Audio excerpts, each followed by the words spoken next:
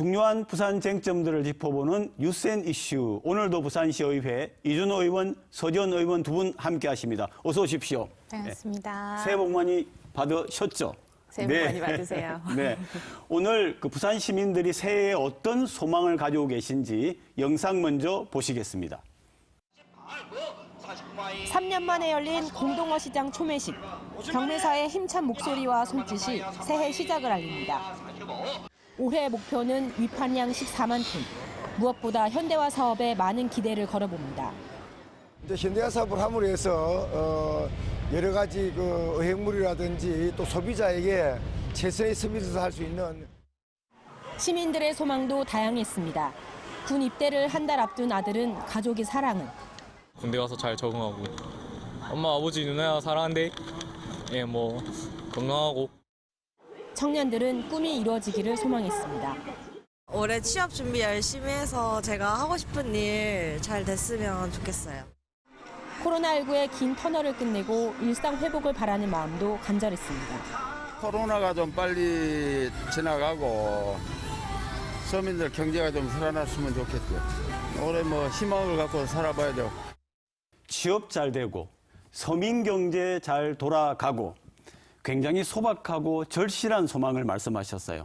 우리 서 의원님 어떻게 보셨습니까?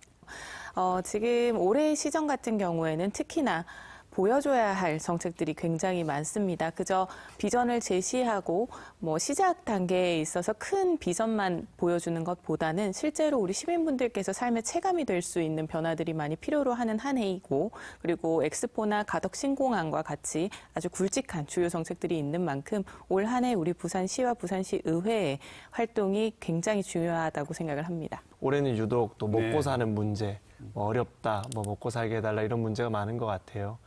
그래서 그런 말씀을 들을 때마다 정치인의 한 사람으로서 마음이 너무 아프고요. 또 죄송한 마음이고요. 그래서 내년부터는 또 새 소망으로 이런 이야기들이 나오지 않게 부산 경제를 하루빨리 살려야겠다라는 생각을 합니다. 특히나 우리 같은 정치인들, 그중에서도 젊은 정치인들이 또 의지를 가지고 사명감을 가지고 공부를 많이 해야 될 것 같아요. 그래서 연구하는 자세로 올 한 해 부산 시민을 받들겠다라는 또 말씀드리고 싶습니다. 네, 우리 부산시가 해야 될 일이 참 많죠. 아까 이제 지적도 해주셨는데, 그런데 이제 두 분께 정치하시고 또 시의원도 하시니까 부산시가 올 한 해 동안에 이거는 꼭 해야 된다, 이렇게 한두 개를 꼽는다면 뭘 말씀해 주시겠어요, 두 분? 저는 가덕 신공항에 대한 공사의 첫 삽을 올해 반드시 떠야 한다라고 생각을 합니다. 네. 현재 지금 TK에서도 신공항에 대한 그렇죠. 이슈를 계속해서 강하게 목소리를 내고 있는 중인데, 사실 부산시는 그에 대해서 굉장히 미온적인 대처로 우리 시민분들도 그렇고 시의회에서도 좀 불안함을 내비칠 수밖에 없는 상황입니다. 29년이 걸렸습니다. 가덕 신공항에 대한 이슈가 지금까지 오기까지 걸린 이 시간들을 무색하지 않도록 이제는 반드시 이루어내야 하는 만큼 국토부에서 TK의 우호적인 만큼이나 우리 부산시가 반드시 이루어낼 수 있도록 시에서 먼저 앞장서야 한다라고 생각합니다.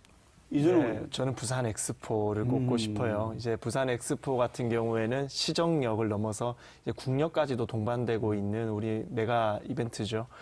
이 이벤트가 성사되면 우리가 61조 정도의 경제 창출 효과를 누릴 수 있습니다. 정말 부산에 61조라는 경제 창출 효과가 생긴다면 정말 부산의 100년 대계를 책임질 수 있는 사업이 되겠죠.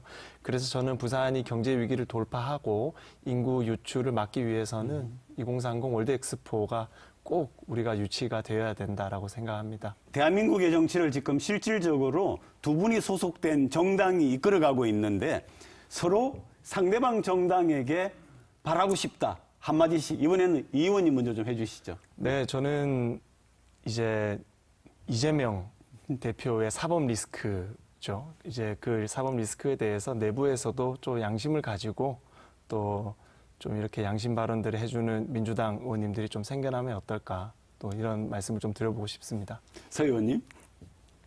네.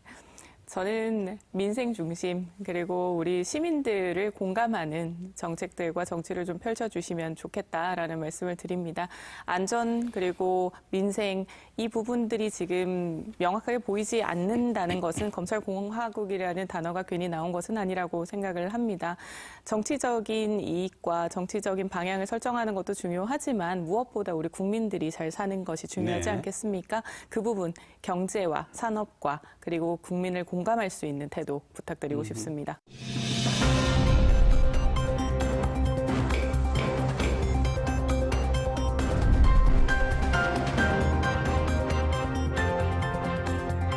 가능하면은 많은 대상 지원을 받게 하려고 서로 좋은 기관, 직원 마음속한 기관, 지역 경제에 영향이 큰 기관 가져가려고 그러지 않겠어요? 굉장히 복잡한 거예요.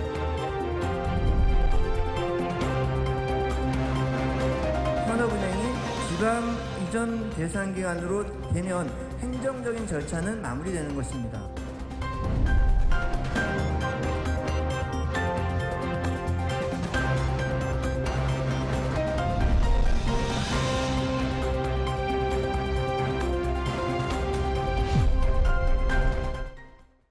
네, 정부가 강력하게 추진하겠다 이렇게 발표를 했습니다. 근데 2차 공공기관의 이전 내용이 구체적으로 뭐죠? 이제 2019년까지 5년에 걸쳐서 1차 공공기관 이전이 마무리됩니다. 네네.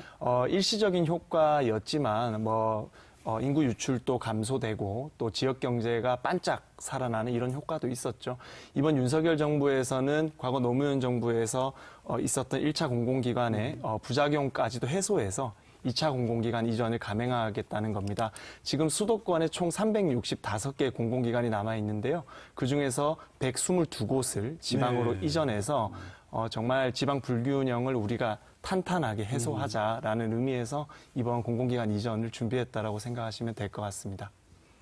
네, 아무래도 부산시 같은 경우는 이번 2차 공공기관 이전에서 산업은행에 대한 이전을 가장 중심으로 두고 있지 않겠습니까? KDB 산업은행 같은 경우는 기업 구조조정을 좀 지휘하고 주력 산업을 지원하는 국책은행인 만큼 완전한 이전이 좀 필요한 상황입니다. 앞서 이 의원님께서 부작용도 해소하겠다라고 말씀은 하셨지만 사실은 공공기관이 이전을 하면서 오는 화학적 결합에 대해서는 아직까지 분명하게 파악이 되거나 이에 대한 대안책이 제시되지는 않은 상태입니다.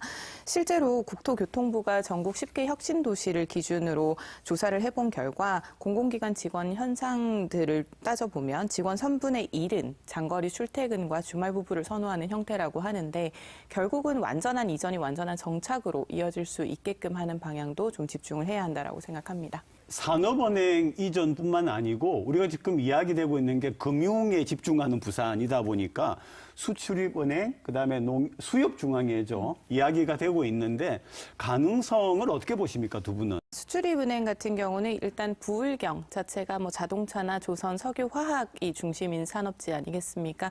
동남권 자체의 수출입을 관장할 수 있고 금융정책에 대한 지원이 강화가 될 수 있다 보니까 산업 자체가 굉장히 강화될 수 있는 효과가 있습니다.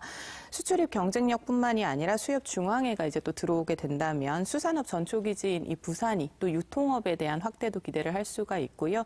현재 해양 클러스터를 포함해서 부산시에서 구상하고 있는 부분이 이 수협중앙회랑도 굉장히 일치되는 부분이 많기 때문에 지역 산업에 좀 기반한 시너지를 내기 위해서는 이렇게 좀 계획된 공공기관 이전이 필요한 상황입니다.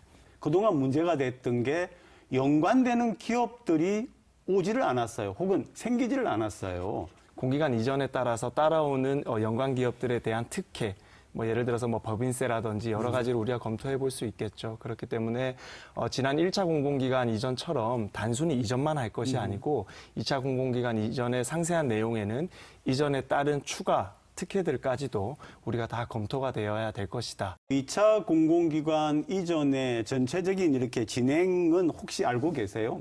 어떻게 하고 그다음에 이런 절차가 어떻게 되는지 그런 게 좀 기본 계획이 좀 나와 있습니까? 결국은 각각 네. 지방자치단체들이 공모를 하는 형태로 이루어지기 때문에 약 360개 가량의 공공기관 중에서 우리가 어떤 것들을 유치하겠다라고 네. 이제 공모를 해야 되는 상황입니다. 그래서 유치 경쟁에 뛰어들었다라고 보실 수 있을 것이고요. 앞서 말씀드린 그 질문에 좀 이어서 답을 좀 드리자면 결국은 부산 같은 경우는 기업하기 좋은 환경을 만드는 것이 급선무입니다.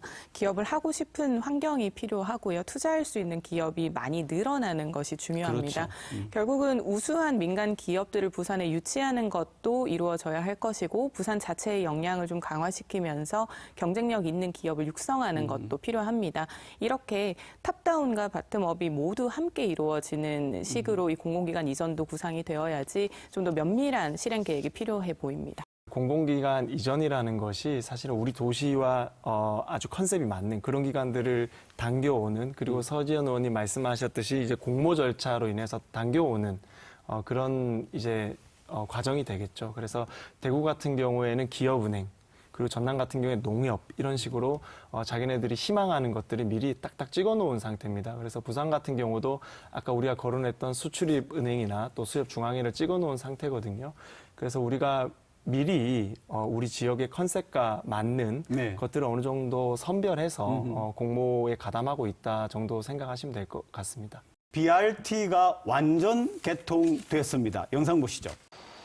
서면 교차로에서 주례역을 잇는 5.4km 길이 중앙버스 전용 차로 BRT가 개통했습니다. 지난 2019년 개통한 내성 교차로에서 서면, 해운대까지 각각 5.9km, 10.4km 구간과 지난해 서면에서 충무동을 연결하는 8.6km 구간까지 포함하면 모두 30.3km로 부산의 동서남북을 잇는 교통체계가 형성됐습니다. 승객들의 반응은 대체로 긍정적입니다. 자가용 안 타고 낮에 다니는 사람들은 아무래도 이 좀 차가 덜 밀리면 편하죠. 며칠 만에 나오니까 깜짝 놀라서 이렇게 변화가 돼가 있으니까 차 타는 데도 편하고 찾는 데도 편하고. SNS상에는 일부 시민들이 버스 전용차로 노선이 지하철 노선과 상당 부분 겹친다며 BRT의 실효성을 지적하기도 했습니다. 이에 대해 부산시는 BRT 전 구간에 대해 종합평가를 먼저 진행한 뒤 추가 개통 여부를 결정할 계획이라고 밝혔습니다. 처음 계획했던 BRT 노선은 완성이 됐습니다. 네. 그리고 이제 시민들 반응 보셨는데 어떤 생각이 좀 드셨어요? 네, 저는 분명히 좋은 사업이라고 생각합니다. 과거에 서울에서 버스 전용 차로를 선보여서 성공했죠. 그리고 우리가 부산이 서울을 벤치마킹해서 이제 BRT 사업을 시작했습니다. 드디어 30.3km 구간, 그러니까 동서남북을 다 버스로 이을 수 있게 되었고요. 그 결과 이제 우리가 운행 속도가 5%에서 19% 정도까지 또 증가할 것이라고 생각하고 있습니다. 과거에 지하철이 버스보다 우월한 교통수단으로 각광받았던 이유는 도착 시간을 예정할 수 있었기 때문이거든요. 네. 이번 BRT 사업으로 인해서 버스도 이제 도착 시간을 어느 정도 보장 받을 수 있게 되었기 때문에 시민들 입장에서는 매우 환영할 만한 일이다라고 저는 생각합니다. 그런데 이제 자가용 운전하시는 분이나 또 다른 어떤 분들의 불만도 있다는 소리가 들렸어요. 사실 여러 가지 부작용에 대한 부분도 없지는 않습니다. 말씀하셨던 것처럼 택시 회사라든지 그리고 자가용을 이용하는 분들에서는 교통체증에 대한 부분을 말씀을 안 할 수가 없고요. 그리고 특히 모두 지상으로 이제 동선이 이동이 되면서 기존의 지하 상가에 대한 부분은 상권에 네. 대한 약함이 생기기 때문에 이에 대한 상인분들의 불만도 토로가 되고 있는 상황입니다. 네, 이제 사업 같은 경우는 완료를 하고 그리고 또 부작용이 있다면 또 그것을 개선해 나가고 또 수정해 나가고 보완해 나가면서 결국에는 완성되는 것입니다. BRT 사업이 사실상 종료가 되었기 때문에 지금부터 또 무리하게 정체되는 구간 또 병목 구간 등을 저희가 잘 스크린해서 정말 자가용 이용자들도 불편하지 않은 그런 또 수정 작업을 하는 것이 저는 필요하다고 생각하고요. 그리고 BRT 사업이 이렇게 완료가 되면서 사실은 버스 전용차로가 생겨버렸잖아요. 그래서 자차를 운전하시는 분들이 사용할 수 있는 차선이 하나 줄은 상태입니다. 그래서 불편하시기도 하겠지만 네. 과거에 버스들이 정차하기 위해서 뭐 2차선, 3차선 무리하게 이렇게 차선 변경을 했던 그때를 돌이켜 보시면 그래도 그때에 비해서는 지금이 조금 더 안전하고 또 효율적이라는 생각을 해주실 것 같아요. 그래서 조금 불편하시더라도 부산시에서 불편함을 해소하기 위해서 최대한 빨리 수정 보완 작업을 할 테니 조금 기다려주시면 감사하겠다는 말씀을 꼭 드리고 싶습니다. 네, 그리고 이제 BRT가 도입이 됐는데 막상 버스 이용하시는 분의 수는 줄었다 이런 얘기가 나오는데 사실인가요? 이게 바로 불편한 점과의 좀 연결되는 네. 부분이기도 하고 또 일상으로 그렇게 녹아들지 못했다라는 부분이기도 합니다. BRT 구간이 가지고 있는 게 부산의 도시 구조상 좀 상존할 수밖에 없고요. 불편감이. 네. 그리고 수송 분담률 자체가 이렇게 줄었다라는 부분은 조금 심각하게 고민을 해야 합니다. 실제로 2016년에 버스 수송 분담률은 25.6%였는데 2021년에는 23.4%, 네. 2%포인트 정도 감소를 한 상황입니다.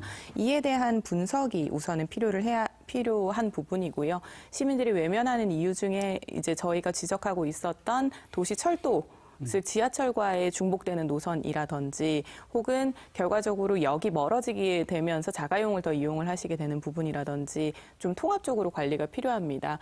실제로 이제 차세대의 시스템이기도 한 교통수단 그리고 이동수단을 통합해서 관리하는 시스템, 즉 마스에 대한 부분이 이제는 차세대로 지자체가 좀 고민을 해야 하는 부분인데요. 이런 운영 시스템과 그리고 민원에 대해서 모니터링하는 자세가 필요한 상황입니다. 네, 저는 서 의원님이랑 의견이 좀 다릅니다.